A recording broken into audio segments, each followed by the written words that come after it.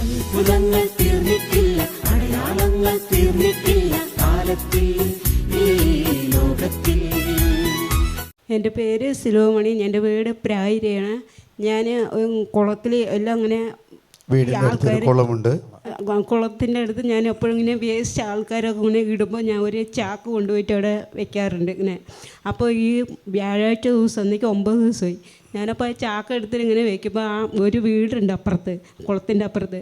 അതിൽ തെരുവ് നായ്ക്കളൊരു 5-6 കളിച്ചിട്ട് ഞാൻ കുളം ഇവിടെ നിന്ന് ഇത്രയും ബാക്കേ ഉള്ളൂ. കുളം ഇവിടെ ബാക്കിൽ കുളമാണ്, ഇത് മതിൽ, ഇത് ഇത്രയും സ്ഥലം. ഈ നായ്ക്കൾ 5-6 കൂടി ഇങ്ങനെ വന്നപ്പോൾ ഞാൻ അങ്ങനെ പുറകോട്ട് പോയിട്ട് അവിടെ പോയി സ്റ്റോപ്പായിട്ട് നിന്നു. അപ്പോൾ ഒരു ചേച്ചി കുളത്തിൻ്റെ അരികിൽ തുണി കഴുകുണ്ടായിരുന്നു. ആ ചേച്ചി പറഞ്ഞു, ഒരു കാല് ബാക്കിലേക്ക് വെച്ചാണെങ്കിൽ നീ കുളത്തിലേക്ക് ഇങ്ങനെ വീഴുക, അല്ലാണ്ട് ഇങ്ങനെയില്ല പുറകിലേക്ക് വീഴുകയെന്ന് പറഞ്ഞു. ഞാൻ തമ്പുരാനും ഞാൻ അപ്പോൾ അങ്ങനെ പുറകിൽ എനിക്ക് കുളം ബോധമില്ല. നായ്ക്കൾ വരുന്നത് കണ്ടപ്പോൾ, പട്ടികൾ വരുന്നത് കണ്ടപ്പോൾ പേടിച്ചിട്ട് പിറകോട്ട് കാല് വെച്ചപ്പോൾ പിറയിൽ കുളമായിരുന്നു. ഇവരുടെ വീടിൻ്റെ അടുത്തൊരു കുളമുണ്ട്, അതിന് മുമ്പിലാണ് വേസ്റ്റ് കൊണ്ടുവന്ന് ആളുകൾ ഡമ്മ് ചെയ്യുന്നത്.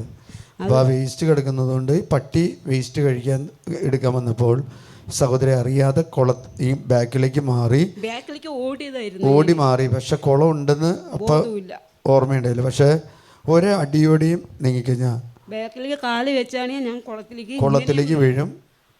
ചേച്ചിക്ക് നീന്താൻ അറിയില്ല, എനിക്ക് നീന്താൻ അറിയില്ല.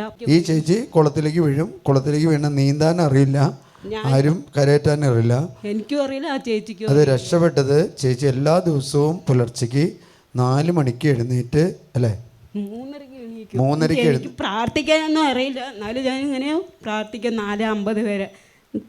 ആത്മാവാണ് പ്രാർത്ഥിക്കുന്നത്. അനുഗ്രഹം കൊണ്ട് എന്നെ രക്ഷപ്പെടുത്തി. 3:30 എഴുന്നേറ്റ് പ്രാർത്ഥിക്കുന്നതുകൊണ്ട് പ്രാർത്ഥിക്കാനൊന്നും വലുതായിട്ട് അറിയില്ല, കാര്യങ്ങളൊന്നും അറിയില്ലെങ്കിലും 3:30 എഴുന്നേറ്റ് പ്രാർത്ഥിക്കുന്നതുകൊണ്ട് വലിയൊരു അത്ഭുതം നടന്നത് ചേച്ചി ശിരോമണി പറയുകയാണ് ചെയ്യുന്നത്. അതുകൊണ്ട് ആ വലിയ അപകടത്തിൽ നിന്നും, പട്ടിയുടെ ആക്രമണത്തിൽ നിന്നും, 2 കാര്യങ്ങളിൽ നിന്നും കർത്താവ് രക്ഷിച്ചു. അല്ലെങ്കിൽ അന്നേ തന്നെ മരണം സംഭവിക്കേണ്ടായിരുന്നു. Hallelujah, hallelujah.